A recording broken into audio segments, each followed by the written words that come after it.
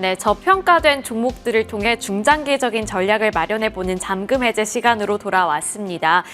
오늘 외국인들이 양 시장에서 모두 다 매도를 하고 있습니다만 그래도 그 매도폭을 조금씩 줄여나가는 분위기고요. 코스피와 코스닥도 모두 다 빨간불을 켜내면서 잘 유지해주는 모습 나타내고 있습니다. 코스피는 2,900선 계속해서 유지하고 있는데 이럴 때 어떤 종목을 바라보면 좋을지 오늘은 파이낸셜 리서치의 박철순 대표와 함께 해보도록 하겠습니다. 대표님 안녕하세요. 네, 안녕하세요. 네, 반갑습니다.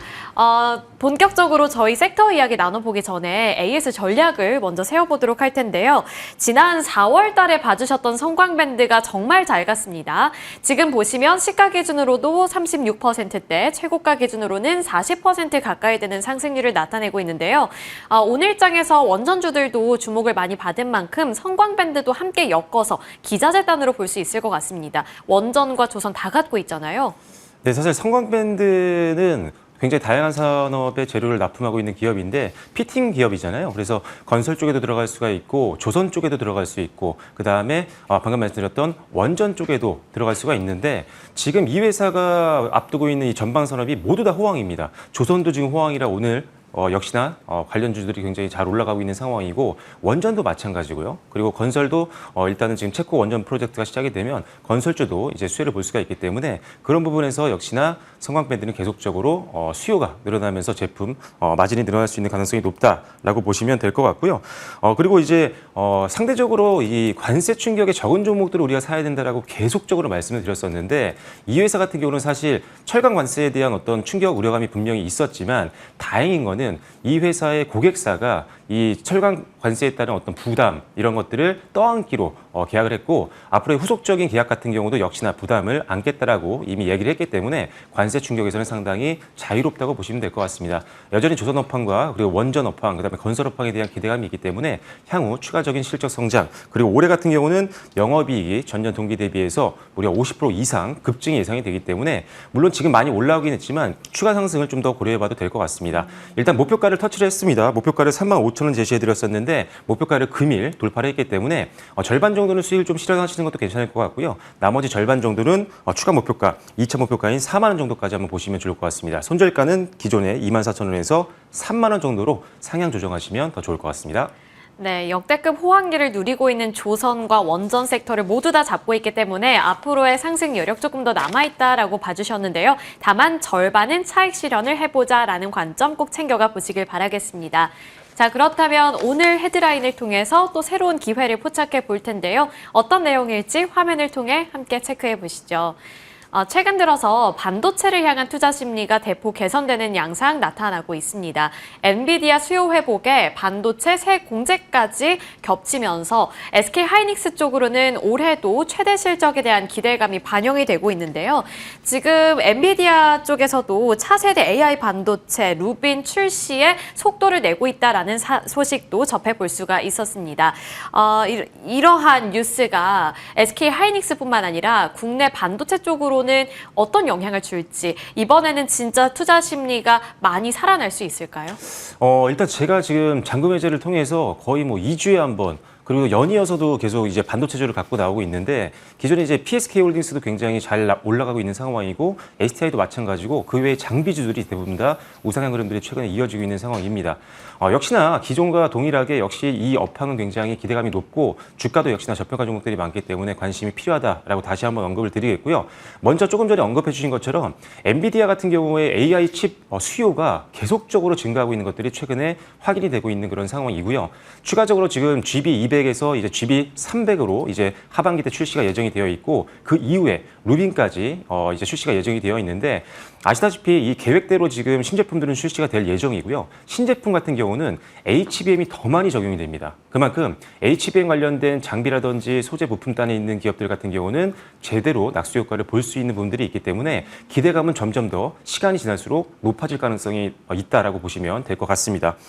그리고 이제 지금 마이크론 같은 경우도 또 HBM4를 샘플 단계를 지금 이제 엔비디아에 납품했다는 소식이 들렸거든요. 그렇다면 마이크론과 HBM 관련된 어떤 계약을 하고 있는 장비주들 같은 경우는 역시나 수혜를 볼 수 있다는 점을 기억하시면 좋을 것 같다라고 말씀드리겠고, 역시나 이제 반도체 생산과 판매에 대해서 10%의 세액 공제가 신정부에서 나올 가능성이 굉장히 높습니다. 그렇게 된다면 메모리 반도체 업체들이 상대적으로 수혜를 볼 수 있고 이익이 증가하면서 거기와 거래를 하고 있는 소부장 기업들도 낙수 효과를 볼 수 있다. 특히나 이제 제가 계속적으로 말씀드리고 있는 HBM 관련된 장비주들을 계속적으로 보시는 게 좋다라고 말씀드리는데, 장비주들이 상대적으로 지금 실적은 굉장히 안정적이거나 또는 압도적으로 성장을 하고 있음에도 불구하고 주가는 역사적 하단 구간에 있는 것들이 굉장히 많이 있습니다. 그래서 장비주들 쪽으로 수급이 계속 연이어서 들어오고 있는 상황이니까요. 장비주들 많이 기대해 주시면 좋을 것 같습니다. 네, 전체적으로 AI 산업에 대한 관심도가 높아지면서 반도체 수요가 급증할 것이고 거기서 콩고물은 이쪽 소부장단으로 옮겨 붙을 수 있다라는 내러티브를 살펴볼 수 있었는데요. 그렇다면 그 안에서 어떤 기업을 가장 유망하게 보고 계신지 종목도 함께 체크해 보도록 하겠습니다. 오늘 가져와 주신 쪽은 테스라고 제가 미리 보고 왔는데요. 네, 테스 관련해서 어떤 두 가지 포인트가 있을지도 살펴보겠습니다. 이제 소부장 기업들을 눈여겨보자라고 강조해 주신 만큼 핵심적인 소부장 기업이다라고 봐주셨고 저평가 매력도 이렇게 봐주셨는데, 일단 앞서서 잠시 설명을 해주시긴 했지만 제가 알기로 테스는 아직까지는 뭐 낸드라든지 디램 쪽에 조금 특화되어 있는 걸로 아는데 네. 어떤 수혜가 예상이 될까요? 일단 지금 이 회사도 반도체라든지 아니면 디스플레이 관련된 장비를 만들고 있는 기업이라고 보시면 될 것 같고요. 일단 기본적으로 이 회사가 많이 하고 있는 것들은 강화화 기상 증착 장비라고 해서 PCVD라는 제품입니다. 그리고 추가적으로는 건식 세정 장비를 하고 있는데, 이 증착 장비 같은 경우가 기상 증착 장비가 보통 매출의 한 80% 정도를 담당하고 있고요. 세정 장비가 20% 정도를 담당하고 있는데, 일단은 이 기상 증착 장비에 대한 기대감이 굉장히 높습니다.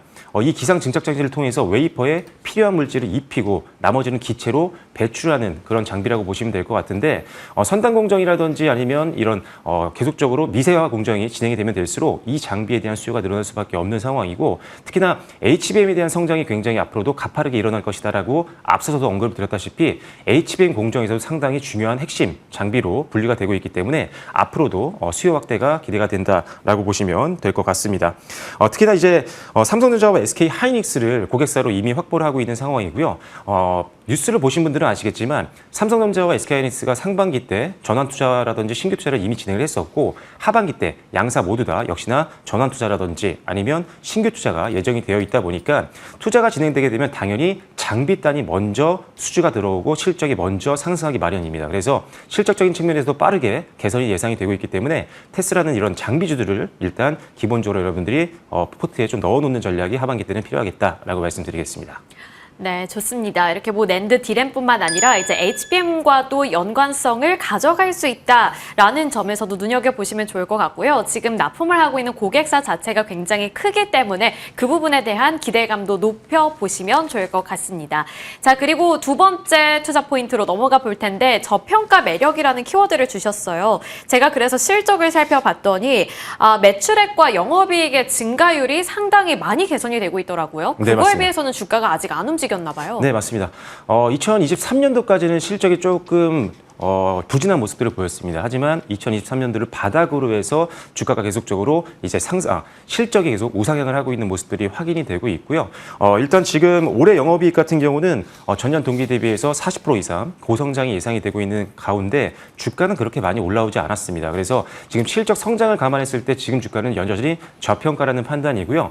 현재 이 PER이 작년 이제 순이익 대비했을 때는 한 PER이 9배 정도 수준인데, 물론 지금 HBM 관련된 장비주들의 어떤 PER이 상당히 낮은 편이긴 합니다. 근데 그 와중에 이 중에서도 사실 이 회사 테스라는 기업이 훨씬 더 저평가 매력이 부각이 되고 있기 때문에 왜 10배 미만에서 움직이고 있는 기업들이 그렇게 많지 않거든요. 그래서 테스라는 기업이 HBM 장비주주 단에서도 사실상 가장 저평가 매력이 부각이 될 수 있는 부분들이 가장 큰 투자 포인트라고 보시면 될 것 같습니다. 그래서 일단 저평가 매력이 있는 종목들을 찾으시는 분들이라면 테스라는 종목을 주목해 보시면 좋을 것 같습니다. 네, 반도체 장비단에서 테스 아직 저평가되어 있다. 그러면 이제 센티가 살아난다면 이 종목 쪽으로도 수급이 많이 들어오지 않을까 싶은데요. 그 전에 잡아보기 위해서 오늘 또 저희가 준비해 본 종목이니까 가격 밴드를 설정해 보겠습니다. 어느 정도 라인으로 설정해 볼까요? 네, 일단은 작년 이제 최고가까지는 봐도 될 것 같습니다. 하지만 윗꼬리 쪽까지를 목표가로 잡는 건 좀 어려울 것 같고요. 그래서 일단 1차 목표가는요. 3만 원으로 제시를 해드리도록 하겠고요. 손절 라인은 21,500원으로 제시를 해드리도록 하겠습니다. 네, 목표가는 우선 3만 원, 리스크 주의 구간은 21,500원으로 잡고 대응 이어가 보도록 하겠습니다. 이렇게 첫 번째 종목 확인을 해봤고요. 이어서 두 번째 헤드라인 살펴보겠습니다. 이번에는 어떤 쪽일지. 자, 지금 이제 새로운 정보가 출범하고 나서 가장 기대감이 높아지는 쪽이 코스피 3000 시대 이 부분입니다. 그리고 2,900선까지 뚫어냈으니까요. 그리고 이 안에서 정책 테마주를 잘 골라야 한다. 이러한 좀 압박감도 드는 것 같은데 내수 부양 그쪽에서 광고를 봐야 한다 이런 내용이었습니다. 대표님께서 어떻게 해석하셨을까요? 일단은 이제 새 정부가 들어서면서부터 이제 강력한 내수부양 정책을 시행할 가능성이 굉장히 높습니다. 그렇게 된다라고 하면 소비가 촉진이 될 거고요. 그러면 기업들의 이익도 증가할 거고 소비자들의 이제 구매력이 높아지게 되면 기업들은 이 구매력이 높아졌을 때 매출을 올리기 위해서 광고를 집행할 가능성이 굉장히 높아집니다. 그래서 보통 내수부양이 일어나게 되면 다른 수혜를 받는 섹터들도 생기지만 결국 광고 업황도 살아나는 경우가 많기 때문에 어느 정도 광고 업황에 대해서도 관심을 가질 필요가 있겠다라고 말씀을 드리겠고요.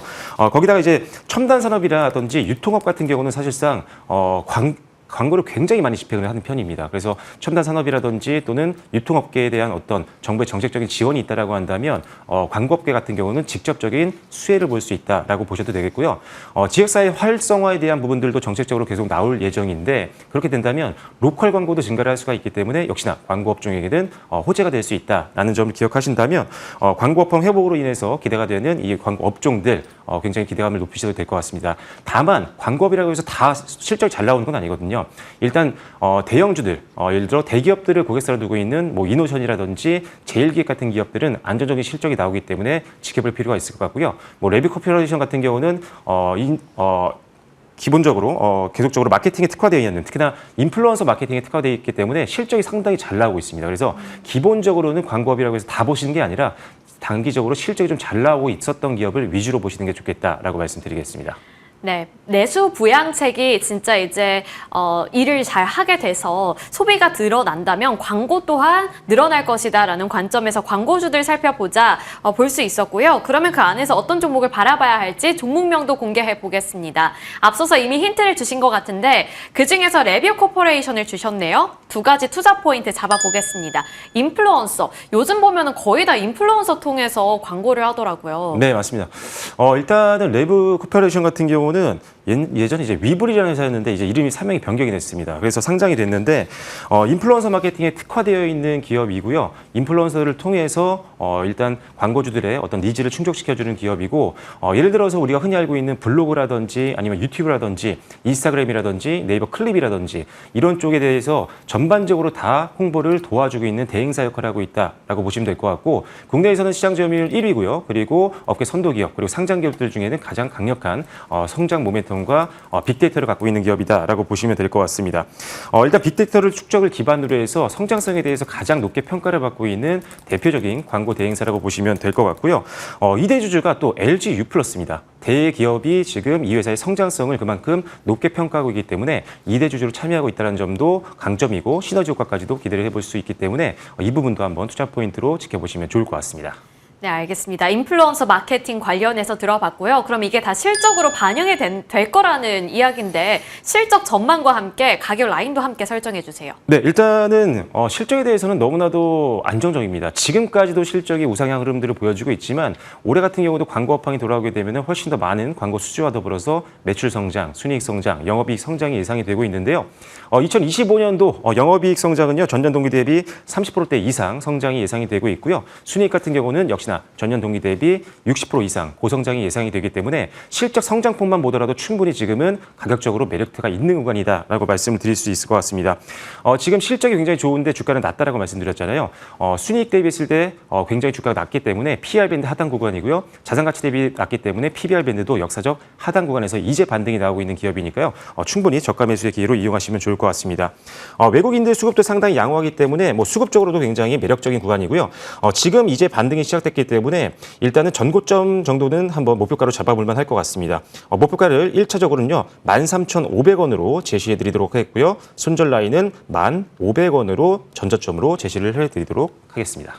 네, 이렇게 레뷰 코퍼레이션까지 들어봤습니다. 일단 목표가는 13,500원, 리스크 주의 구간 1,500원으로 책정해 주셨습니다. 지금까지 파이낸셜 리서치 박철순 대표님과 함께 해봤습니다. 오늘 말씀 고맙습니다.